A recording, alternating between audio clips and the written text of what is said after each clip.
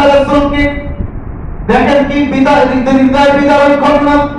মক্কার জমিনে কাফের উতবা সাইবা আবু জেহেল চিন্তা করলো মুহাম্মদ যেভাবে ছেলেরা দাওয়াত দেয়, যেভাবে কথা বলে, জিহাদ থেকে মুহাম্মদকে কি করা যায়। হযরত ওমর ফারুক সে সময় ইসলাম ধর্ম গ্রহণ করেন নাই, এই মুহূর্তে প্রথমে হত্যা করতে চাইলেন। হযরতে ওমর ফারুক সহ সবাই ছিলেন, কি করা যায় বিভিন্ন সিদ্ধান্ত দেওয়া হলো।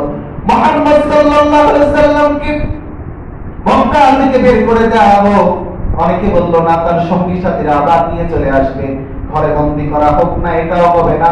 সর্বশেষ ঘৃণ্য একটা সিদ্ধান্ত হলো, যে ট্রাইব্যুনালটার নাম ছিল দারুন নাদাওয়া ট্রাইব্যুনাল, এই ট্রাইব্যুনালের সিদ্ধান্ত হলো মুহাম্মদুর রাসূলুল্লাহ সাল্লাল্লাহু আলাইহি ওয়াসাল্লামের মাথাটা কেটে আনা হোক, তবেই আমাদের এখানে বিজয় লাভ হবে। নাউজুবিল্লাহ বলেন। কে কাটবে? হযরত ওমর সিদ্ধান্ত নিলেন, তিনি বললেন আমি মাথাটা কেটে নিয়ে আসবো। নাউজুবিল্লাহ বলেন।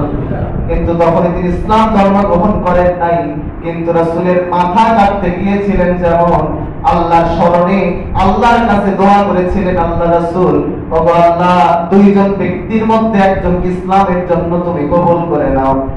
একজনের জন্য দোয়া করেছিলেন, হিশামের ছেলে হচ্ছে আবু জাহেল, আরেকটা হলো উমরের জন্য আল্লাহর কাছে দোয়া করেছিলেন।